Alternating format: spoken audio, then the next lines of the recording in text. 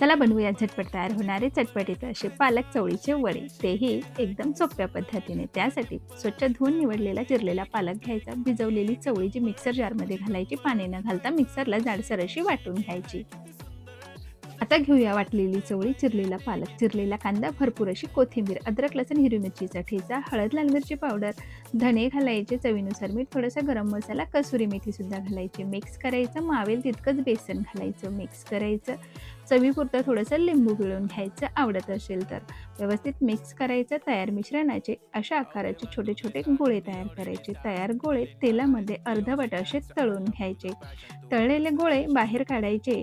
त्यानंतर हातावर अशा पद्धतीने थोडंसं पाणी लावायचं आणि वडे थापून घ्यायचे आणि गरम तेलामध्ये खरपूस होईपर्यंत खमंग आणि खुसखुशीत असे वडे तयार करून घ्यायचे. तळलेले वडे खाण्यासाठी तयार. मग काय, एन्जॉय!